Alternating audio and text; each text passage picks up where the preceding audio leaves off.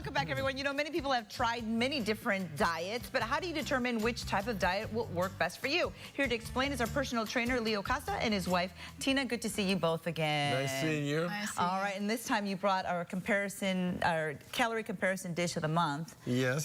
So let's get right to that one because we love this. That sounds good. Okay, what we're going to see here, the first photo you're going to see is actually a crepe. It's actually 1.5 crepes. Okay, I really like crepes. Yeah, and it's got a little bit of maple syrup on there. Okay. Okay, that little baby right there is 482 calories. Oh my gosh. Take a look at that. Now, you know, we decided to bring dessert here. Now take a look at this right here. This is a parfait. Okay. Okay, and this one here actually has less calories than the crepe. Yeah, there's 462 calories there. Wow, and it looks a lot more filling, I gotta tell you. Oh yeah, by the time you eat that, it's way more filling than because you've got some, what's on the top of there? Granola. Yeah, granola. Downstairs, there's like... Downstairs. Yeah, on the very bottom. In other words, translation. There's a lot of fruit, obviously. From the Netherlands. There's fruit there. Then we got a half a cup of the yogurt. Greek or regular? No, this is regular yogurt. Regular yogurt. Regular yogurt, yeah. okay. Granola. And then you have granola on top. And you can have this for breakfast, you can have this for a snack, dessert, anything, right? Either way. Tina's got the giggles. Tina's got the giggles. Okay, so let's move on then and talk about metabolisms, because you say there are two different types of metabolisms that our bodies can have. Correct. We have what's called a free fatty acid metabolism. Okay. And a glucose metabolism. Okay. And the only difference there is the way your body burns calories. It all has to do with the amount of carbohydrates that you're taking in. So in other words, 30 grams of carbohydrate intake or less, your body's going to switch over from burning glucose, sugar, carbohydrate, to burning fat as its main source of energy. Okay. So depending, you know, the best way to figure out which diet works better for you is actually to go on the diet for a month. The mistake that people make, they say, yeah, I'm on a low or a high protein, high fat diet, because that's what it really is. You want the fat there to burn as energy. That's correct. But if your carbohydrate intake is too high, in other words, if it's above 30 grams of carbohydrate that you're taking in a day, your body's automatically in glucose or sugar. It's going to burn carbohydrate first, it's going to burn protein second, and it burn fat last. When you take your carbohydrate intake and it's 30 grams, that's not very much, it's only 120 calories. Your body is essentially, it has switched over from glucose metabolism, and then it starts using fat as its main source of energy. Okay, so in other words, lay low on the carbs. You have to. Yes. And here's the thing. Over the years, I've actually done both. When I was competing, I actually did the high-fat diet. And it worked really well for me. And some people, because they're glucose intolerant, they have problems with carbohydrates. Yeah. They actually do better on a diet that's a little bit lower in carbohydrates. Oh, okay. All right. Fantastic. But they're both good, but you can't do them both at the same time. Again, if you're eating 30 grams of carbs or less, your body's going to utilize fat as its main energy source. 30 grams and above, or above 30 grams of carbs, your body's going to burn carbohydrates. And obviously the goal is always to eat well. All right, let's get to our exercises today. So we are going to do 2 exercises that will, what are we focusing on today? Well, I think we're actually going to do, because we've been doing the circuit training. Yeah. We're going to do a little circuit here for you, okay? Gotcha. We're going to first do, why don't you go ahead and grab those dumbbells, Tini. We're going to first do a dumbbell fly. So she's going to face the camera, arms up in a 90-degree angle. This is a starting point right here. Right here. Okay, from here, she's going to bring her elbows together. And that's going to isolate, bring your elbows together. That's going to isolate the chest. Bring it back out again. Bring it back out, back in. 2 more like that.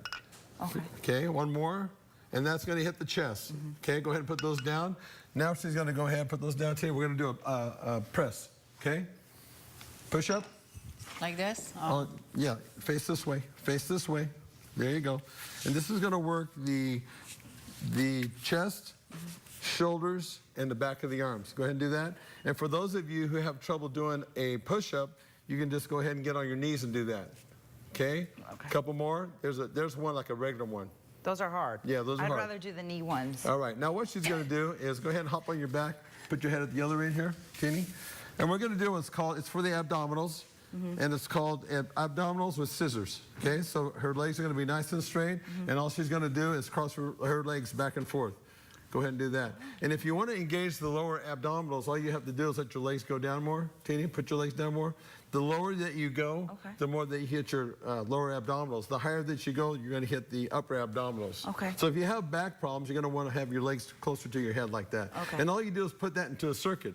So you would do a set of the chest, and then you go right down into the push-up, and then abdominals, and you do that 2 or 3 times in a circuit. Well, there you have it. And you have a nice, quick little workout. Yes. That's really great, and it's easy, and you can do it at home. You can do this in 15 to 20 minutes, so you get a pretty good workout. God, that's great. That's great. Thank you, Tina. Thank you, Leo. You're going to stick around, actually, right? Yes. You are going to stick around. This time, Leo is going to bring in a doctor to kind of check out our training program, because there are other things that could be going on that don't really let you lose weight. So stick around for that. You don't want to miss it. Thank you, thank you, thank you. Cool. Ever dieted before, you know sometimes you hit a point where you can't seem to lose any more weight. Now, bringing in a doctor to your training can't seem to lose any more weight. Now, bringing in a doctor to your training program can increase your results. Joining Leo and I today is Dr. Daria Mazzubi. Thank you, Dr. Maz. I'm going to call you that for short, okay? Maz, right? All right, let's talk about when. I'm going to start with you, Leo, actually. Okay. When do you think people need to realize there's something else going on with maybe my body that I need to go to a doctor, because this just is not working no matter what diet I do? Yeah, well, really what it comes down to when we first are getting people into a program, it's about the 3 training components. And we've talked about that on the show: weight training, cardio, and nutrition. And when you have a person on a program and they're not getting the response that they should, because I know based on the numbers of everything how they should respond. Sometimes they just don't respond in a normal fashion. That's when we start thinking there's something else going on, medically usually, okay? And then, so that's when we send them to a doctor like Dr. Mazzubi, because there's reasons, there's medical reasons why. What are some of those medical reasons, doctor? What could they be? So one of the most common things that people don't think about is sleep and how much they sleep. So most adults should get about 8 hours sleep, give or take about a half hour. And when we don't sleep enough, our sensation of fullness and hunger changes. Oh, okay. What happens is that the brain produces a hormone called ghrelin, which increases your appetite, and that goes up if you don't sleep well. And it also produces a hormone called leptin, which increases your sensation of fullness, and that goes down when you don't sleep enough. Okay. So what happens is that patients crave more food, especially high-calorie, high-sugary foods, and they don't get full, so they overeat. Now, correct me if I'm wrong. I heard somewhere that you start burning fat in the 7th hour of sleep. So if you are sleeping less than 7 hours, you're not giving your body enough time to even start the burning fat process. Is that true? I guess in some people it's true. Okay, okay. What happens is that in the last 4 hours of sleep, sleep has 2 stages. Okay. One is deep sleep that happens in the first 4 hours of sleep, and that basically renews your body. This is when your body regenerates muscles, and if you have any type of injury, that's where the healing happens. This is where you build up your energy. Okay. The second 4 hours, you sleep, you basically dream. And so most of your dreaming happens in the last 4 hours of sleep, and that's REM. And that actually regenerates your mind. So if you don't sleep enough, you actually will have more anxiety. You have more difficulty coping with stress because your mind has not been renewed. All those neurotransmitters like serotonin and dopamine haven't been replenished. Wow, that's interesting. It's good to get those full 8 hours. All right, something else that you want to mention is thyroid. This is a huge problem, especially for women, I imagine, right? Yeah, so what happens is that some people, their thyroid is low. Now, they're not low enough to be considered low in terms of the range that the thyroid hormone is at. So the range goes, for your free thyroid, goes about between 0.8 and 1.8 nanograms per deciliter. And so what happens is that if your normal happens to be 1.2, and you wind up having a thyroid function that's now at 0.9, it's still within the normal range, but for you it's low. So this is a subclinical hypothyroidism. So most of the patients that come to me, they have difficulty losing weight, they have dry skin, they have constipation. So these are symptoms of a low thyroid. But when they check the thyroid, it's on the lower end. It's not considered low.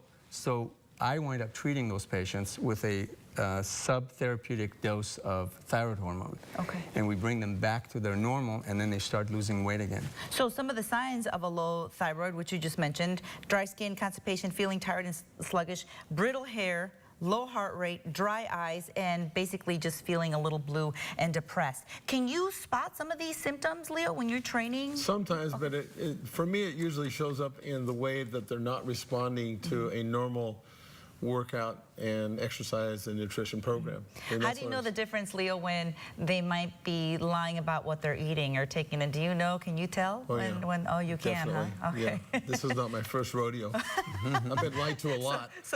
So people can't lie to you and say, okay, Well, they can, but what they're really doing, they're lying to themselves. Exactly. But exactly. you know, we know enough that we can tell that when they're not telling the truth, really. So, doctor, if someone comes in to you and says, can I get a checkup to see if maybe I have a low thyroid, how quickly can that be remedied?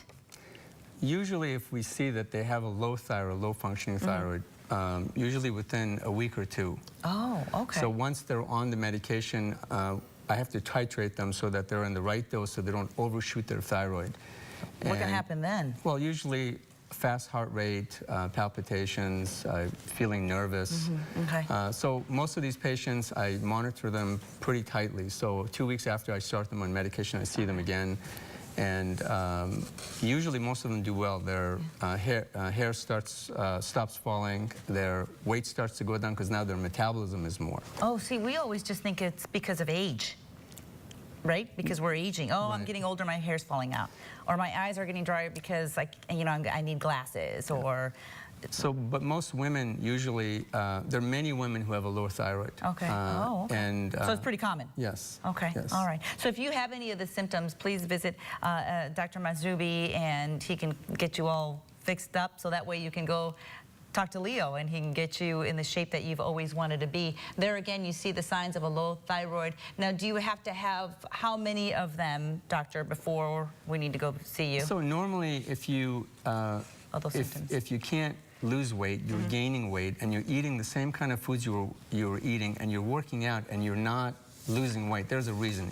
Either there's an issue with your sleep, or there's an issue with your thyroid or something else. All right. All right. Well, listen, doctor, thank you so very much for being here. Leo, thank you once again. Stick around. Stick around. We'll be right back. More Central Valley Today after these short messages. We'll be right back. Thank Dr. Maj for being here, and I know if people want to get hold of you, we have your phone number on the screen there, so give them a call if you feel like you might have a low thyroid. And really quickly, Leo, you are giving 30 sessions away to doctors and nurses. Hey, they're highly stressed in a work environment like that, so we want them to sleep better. So come on in and work out with us for free for 30 days. Well, thank you. I appreciate that. And don't forget to visit his website for all the information. Thank you again, both, for being here. Thank you, doctor. Thank you. That's all the time we have for it. We will see you again next time, which is tomorrow, Tuesday at 3. Have a great day, everybody. Bye-bye.